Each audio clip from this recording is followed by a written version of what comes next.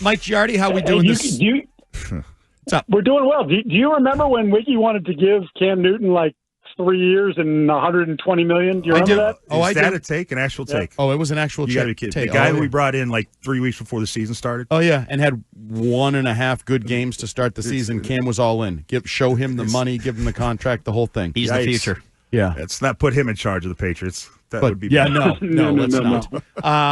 Although he might have been the last couple of years. I don't know. Yes. Oh, that's a shot across the bow for Mike Giardi to get things going here. Question for you based on, we heard that reference to NFL honors coming in. Are you as flummoxed as we are as to why Adam Vinatieri wasn't good enough to make a Hall of Fame class that essentially had at least one open slot left unused last night? I think it's a bias against specialists.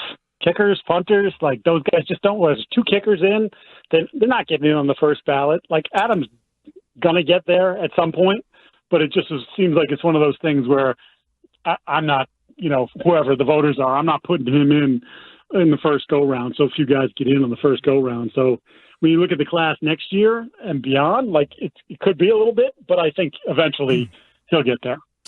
Mike, I'm like you. I'm kind of fascinated by the coaching staff the Patriots are putting together, and it feels like initially, there was kind of a positive reaction to how it was being assembled, and then over time, it feels like the narrative's changed, and people are kind of being critical or looking at it with a more critical eye, thinking that maybe there's too many cooks in the kitchen, just too many maybe established guys on that specifically offensive side of the ball where it might be problematic, if you will. What's your just thinking of the whole profile of the coaching staff on the offensive side? What do you think? What do you think about that staff they've assembled there?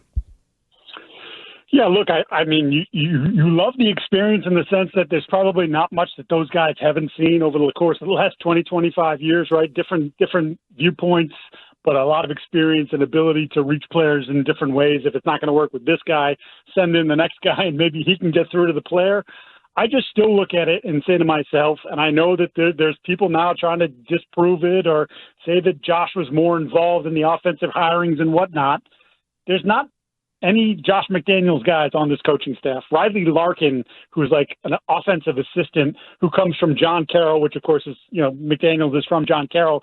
I guess you could say that's a Josh guy, but by and large, it's Mike Vrabel guys, and it's guys that, like Doug Marrone, who's a friend of Bill O'Brien, who's a great friend of Mike Vrabel's. Like, it's these sorts of things where these guys don't know Josh very well. I think Josh is a terrific coach, but, like, how's that all going to play? How's the message going to get sent?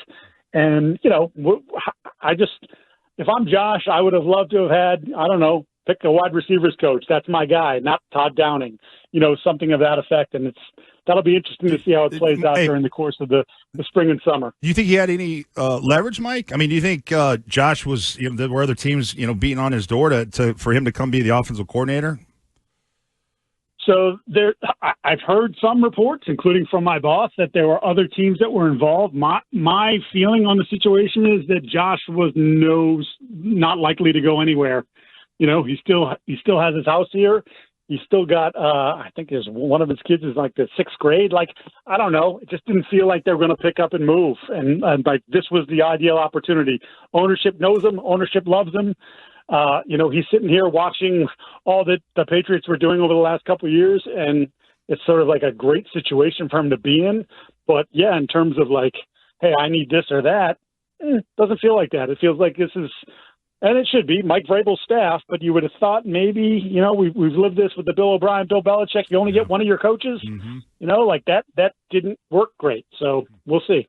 Mike, to stick on the offense for a moment, one of the conversations that came up this week was that we are going to be blown away by what a Josh McDaniels offense looks like in 2025. Obviously, we won't know that until we see it in September, but in your eye, what does a McDaniels modernized offense look like when he has Drake May operating it?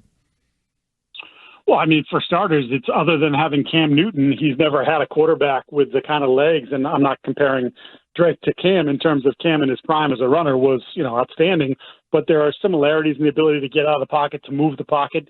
Obviously, for the better part of his time in New England, he had a fairly immobile quarterback, mobile in the pocket, but not someone who was going to tuck the ball and run.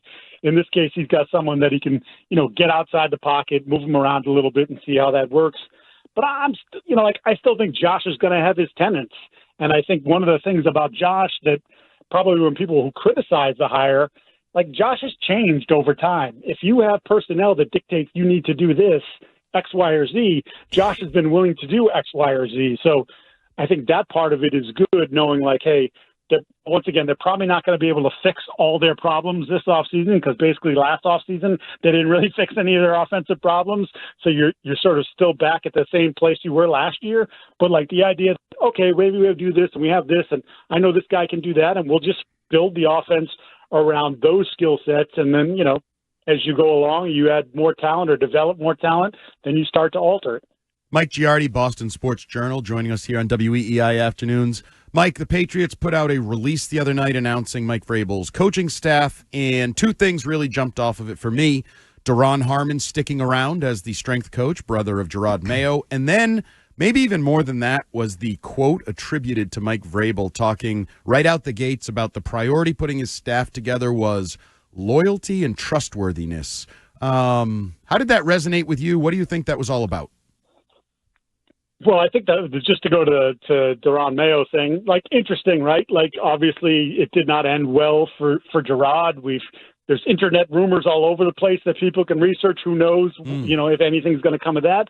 But like you talk to people in the building about the work that Duron did in strength and conditioning, and they like him, and he puts in his work, and he's a smart guy. So like I understand keeping him from that point, but it does raise this little weird, I don't know, is it going to be awkward? Just as we went through with Brian Belichick being on Gerard's staff, when we all know that, maybe Gerard kind of helped unseat Bill in the end anyway. So that's just something to kind of like keep in mind a little bit, I guess. And then from that perspective, like I guess from Vrabel's comments, I don't know that I read too much into it. Like some of this stuff seems like boilerplate. We heard all these comments from Drake May at the Super Bowl this week, and people are talking, he said this, and he said that, and I was like, what did he say? He didn't really say anything. He said the things that you're supposed to say. I don't know. I don't know if Mike even wrote that or if someone wrote it for him, but I didn't take too much out of it.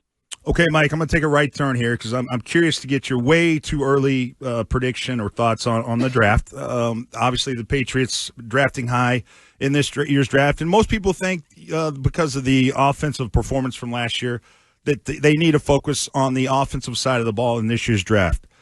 What do you say, my friend? What do you think the Patriots should do, and who should they target in this year's draft? Well, I think obviously offense, you would say absolutely should be. You want to weaponize the offense. That's the phrase they used last year. You want to build up the offensive line. I just don't know that that's quite there in the draft. Like we're talking about the Will Campbell. Is he really a left tackle or does he become a guard? Like, do you pick that guy at 4 if you don't know that he's a left tackle or not? And people talk about receiver, but it's like, man, the roster's a little bit further away from that than maybe now is not the time to do it. What I do is I look at the defensive class, particularly the front seven on defense in this draft class. And we saw it at the Senior Bowl up close and personal, where I swear to God, everybody that was on that field from a defensive line perspective, from a linebacker perspective, is going to get drafted. And I say to myself, why don't you just do, like, take, for instance, what the Chiefs did in 2022. They basically drafted like 7 guys on defense. It's Trent McDuffie, it's Karlaftis, it's Cook, Leo Chenal, all these guys that are playing for him. And it's like, I know they had Pat Mahomes, so you can't make the apples-to-apples comparison, but they really sort of fixed their defense in one off season. Hey, we have Chris Jones, but now we're going to surround him with these guys. And I think there's a possibility, if you do this right, where you can turn your defense once again back into a strength of the team if you attack it aggressively in the draft. I think there are a lot of really good defensive players, not just to be found in the first round, but in rounds 2, 3, 4, and beyond. Mike, this is solely a personal preference question, but given that the fact there aren't a ton of difference makers, or at least the kind of talent that we saw at the top of last year's draft board, would you entertain conversations to trade back, and would you entertain conversations to trade the pick completely if the right player, like a Myles Garrett, is available to you? Yeah, I heard the Garrett conversation, and look, everybody should make that call because he's that kind of player, but he's 29, and like, what exactly are you fast forwarding to? You not only are you having to trade assets for him, and I would be surprised if it doesn't cost at least one first-round pick, and some people have speculated more than one first-round pick. Your roster's just not in that place yet. Like, you're going to give up young, controllable talent for a guy who's 29 years old and is going into, I think, his 9th year in the league. To me, that doesn't make sense for this roster. Now, if someone said to you, hey, you could have him for a 2 and a 4, well, then that's a different conversation, but that doesn't appear to be where the conversation is going to go. So I get the sort of discussion around it, but it doesn't make a lot of sense to me. In terms of whether I would trade the pick, I don't want to go too far back because I think I'm kind of settled now on 3 blue chippers in this draft because the quarterback class in particular is not good. Like, I don't know how much of a pushback you're going to get, and maybe one of those guys falls in your lap if Cam Ward goes. But by and large, like, how far do you want to go back? Like, you're not going to get this massive haul. At least I don't think you are for the position that you're in right now. So to me, it's like, if you want to go from 4 to 6 or 4 to 7, and you pick up I haven't looked at the point chart, but you pick up another second or something like that. Okay, I can kind of get that.